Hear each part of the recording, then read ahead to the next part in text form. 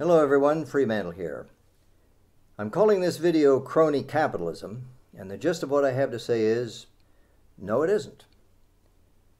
The instant a government is known for power it can pass to its favorites, as patronage, privilege, or monopoly, some people are ready to come forward to pressure for it, plot for it, beg for it, or buy it. As government authority over the economy grows, and its coils twine themselves in action, in decision, in people, in every occupation, more people come forward. History is very long in which the favorites of government officials have gathered riches and power unto themselves, but under welfare state liberalism it's become a way of life in which almost anybody can participate, and almost everybody does. A new kind of businessman begins to rise, the man with people skills. The man who knows how to work a room full of party guests or a foursome on a golf course, how to smile, shake hands, how to not quite say things. An expert in making the right friends, whose deputies are soon on their way to the capital to make them. So much easier than competing in a free market.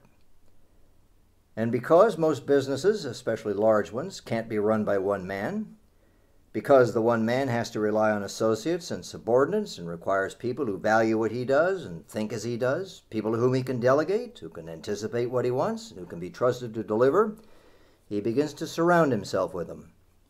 The ranks of management begin to fill with people the same as he.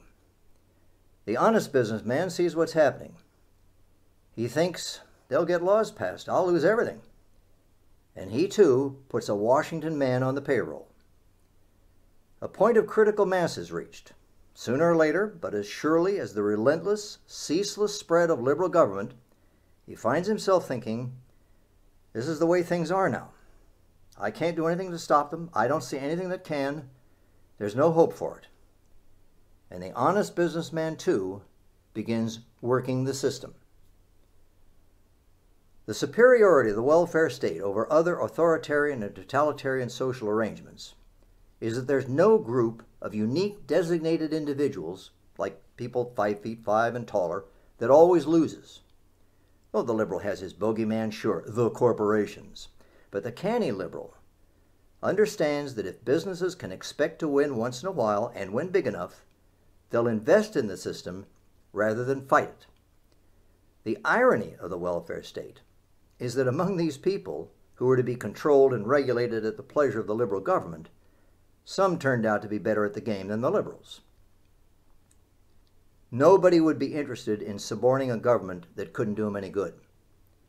The government couldn't do people that good if it didn't have the favors to pass out. It wouldn't have the favors to pass out if it didn't have the power it enjoys. It wouldn't have the power it enjoys if it weren't in the position of running the economy. It wouldn't be in the position of running the economy except for the enormous popularity of the liberal idea that it's the government's job to run it. Meanwhile, we're beset by liberals complaining about the distorting effects of wealth or social connections on the political process, the corruption, the undermining of democracy, sincere complaints. Corruption and political irregularities are indeed serious problems in the liberal society. The liberal government is empowered to do so very much. The liberal might retort, my principles are not to blame.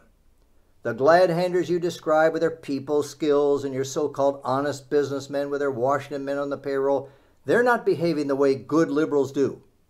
They're trying to turn things to their own selfish profit instead of contributing to our welfare state agenda. A person who is contributing wouldn't be trying to get those favors. Well, clearly liberal principles aren't the only factor behind this corruption. The honest businessman practicing self-defense is one factor.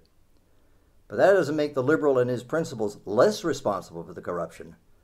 The liberal created the situation, the glad-hander takes advantage of it, and the honest businessman is trying to defend himself against both of them.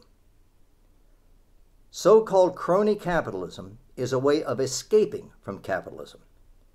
Instead of burning the midnight oil all the time, keeping a constant watch on competitors and technology and customers, always trying to offer something better to customers, no.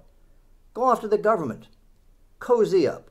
Get a subsidy, a contract, an ordinance passed, a requirement for a government license your competitors would have to have. Liberals are familiar enough with the strategy. Which is easier? Persuading the public, millions of people, that man-caused global warming is going on, something has to be done about it, or persuading a few hundred government officials that global warming is another area in which they can pass laws and solve important problems. Which is the easier way to go? So is crony capitalism once the government starts regulating the economy. The takeaway from this video is simple. Crony capitalism isn't capitalism, and it's the liberal principles that get it going. Thank you for listening.